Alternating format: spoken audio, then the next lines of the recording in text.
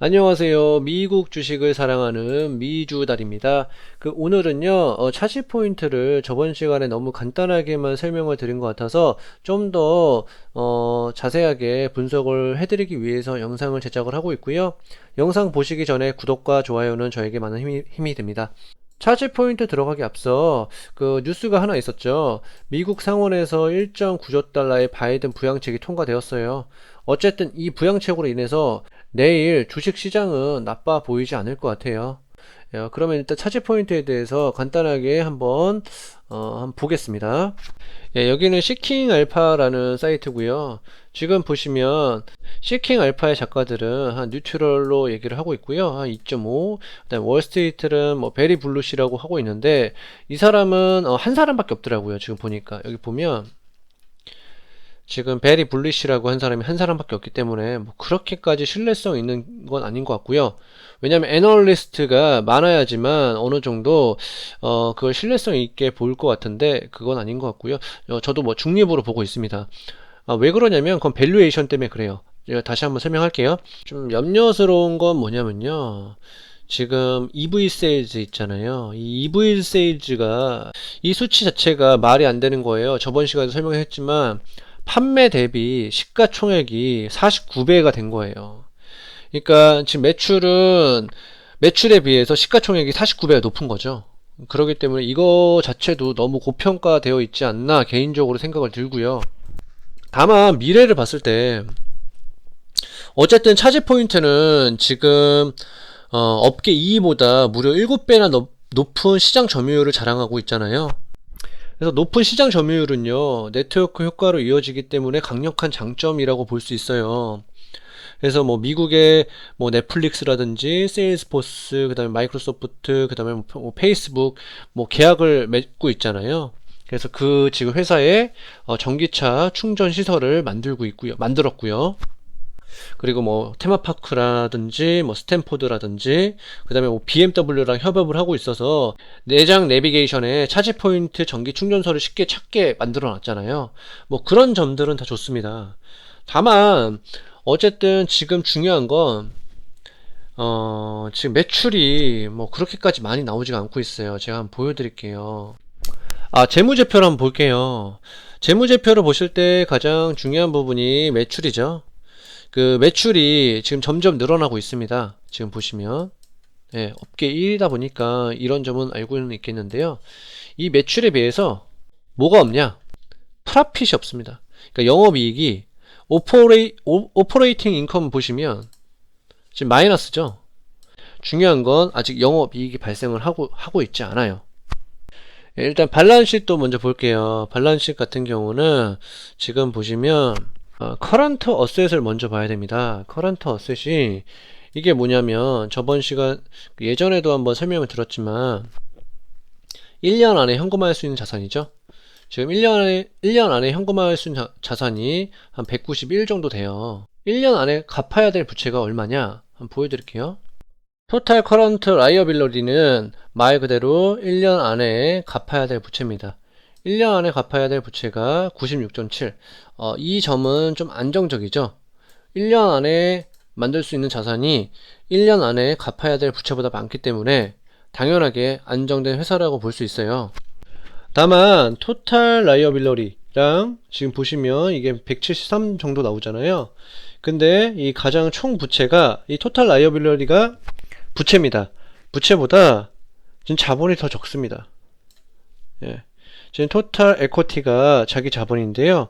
이 자본이 적기 때문에 그렇게까지 안정된 회사는 아니에요. 어쨌든 자기 자본보다 부채가 더 많기 때문에요.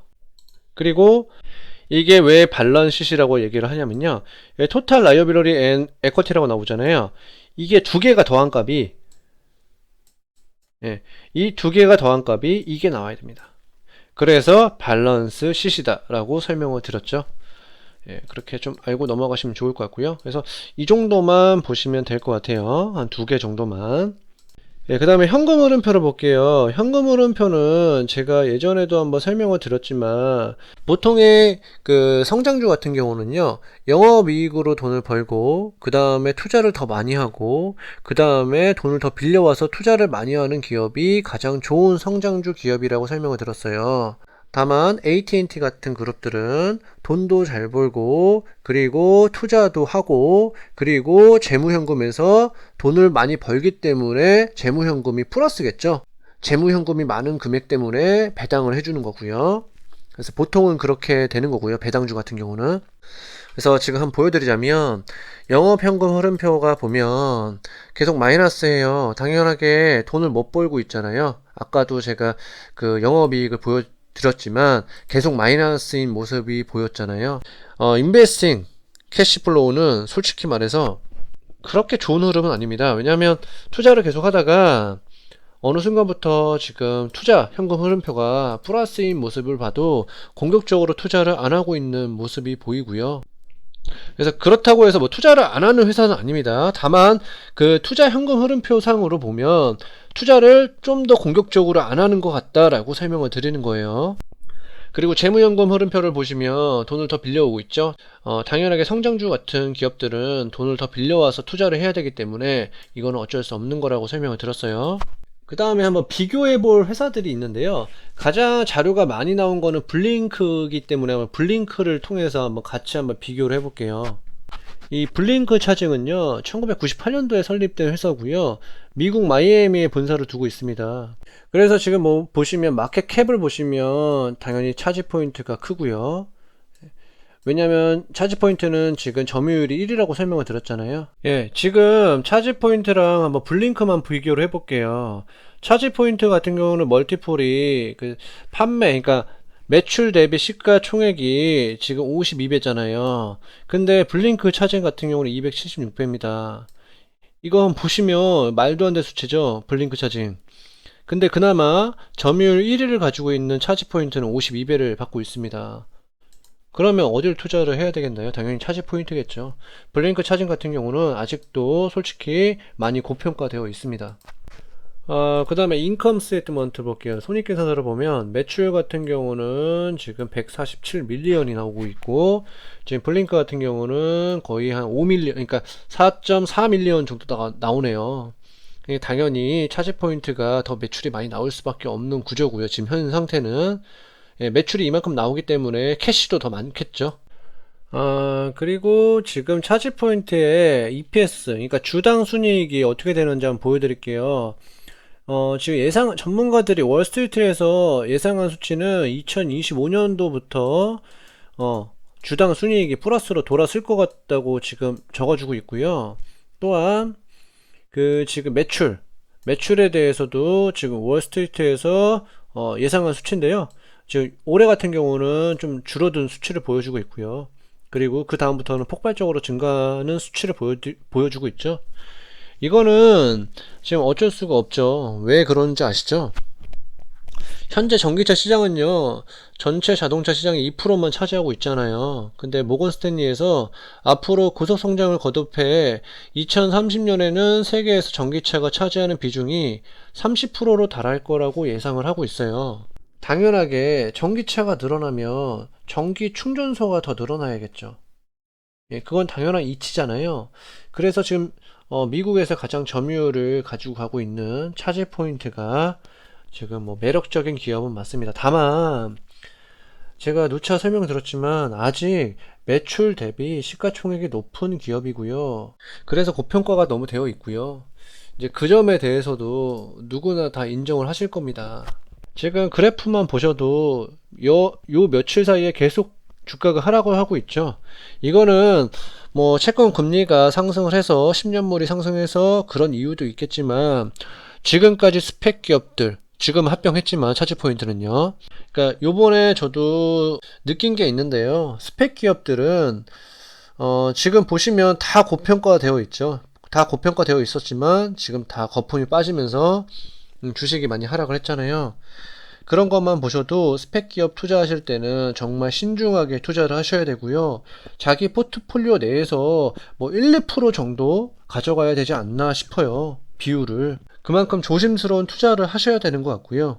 그래서 결론적으로 얘기를 드리자면 지금 제가 뭐 차지 포인트에 대해서 설명을 들었지만 구독자님들이 원해서 차지 포인트가 왜 떨어졌는지에 대해서 분석을 하면서 지금 영상을 제작하고 있지만요. 저는 개별 주식보다는 ETF를 더 선호하고요. ETF가 정말 좋고요. 왜냐하면 자산 분배도 ETF가 알아서 다 해주잖아요. 그래서 주식을 처음 하시는 분들은 꼭 ETF로 투자를 해보시는 게 어떤가 싶어서 얘기를 드리는 거예요. 왜냐면 저희 개인이 자산 분배를 제대로 못해요. 근데 ETF 같은 경우는 알아서 해주잖아요. 그래서 그 점을 한번 유념을 해주시고요. 매물대가 이쪽이 많죠? 어쨌든 차지 포인트는 올라가긴 올라갈 겁니다. 위쪽에 매물대가 더 많기 때문에.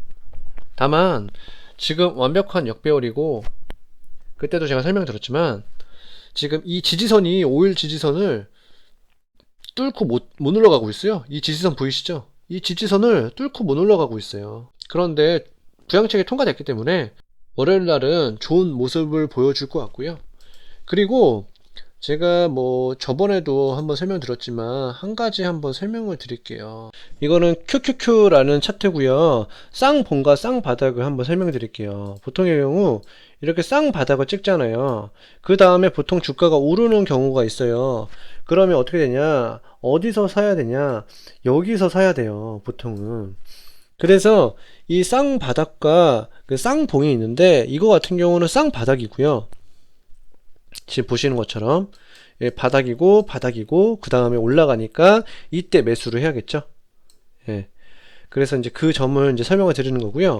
그리고 이제 쌍봉은 뭐냐면요. 쌍봉 같은 경우는 제가 쌍봉을 설명하려고 지금 이렇게 얘기를 하고 있는 거예요. 지금 보시면 여기가 쌍봉, 근데 여기서 치고 내려가서 이렇게 간다. 네, 이렇게 되면 여기가 쌍봉이죠. 네, 여기가 지지선이었고, 근데 여기를 벗어났잖아요. 그러면 어디서 팔아야 되냐? 한 이쯤에서 팔아야겠죠, 보통. 돌파하는 순간부터 어느 정도 위기감을 느끼고 어느 정도 매도를 보여주는 시그널이죠. 그러니까 무슨 말이냐, 이 차트는 제가 뭐 쌍봉이랑 쌍바닥이다 뭐 이렇게 설명을 드리는 거는 가장 기본적인 차트 기술적인 분석을 설명을 드리는 거예요. 보통 트레이더들은 이렇게 생각을 하니까 여러분들도 기본만 알고 계셨으면 좋을 것 같아서 이 설명을 드리는 거예요. 그래서 다시 결론만 설명을 드리자면 스펙 기업들 좋죠, 당연히. 한순간에 많은 이익을 남겨줄 수도 있으니까요. 하지만 되돌아 생각을 해보시면, 반대로 생각을 해보시면 그만큼 여러분들도 리스크를 두셔야 되는 겁니다. 네. 근데 굳이 그런 리스크를 두면서 주식을 하시는 것보다 편안하게 ETF를 통해서 투자를 하시는 거를 항상 얘기를 드리는 거고요. 그리고 만약에 스펙 기업들을 투자하신다고 하더라도 자기 포트폴리오에서 항상 비중을 낮게 투자를 하는 거를 권해드리고요. 오늘 제가 준비한 영상은 여기까지입니다. 영상이 좋았다면 구독과 좋아요 꼭 부탁드리겠고요. 그럼 다음에 만나요. 안녕.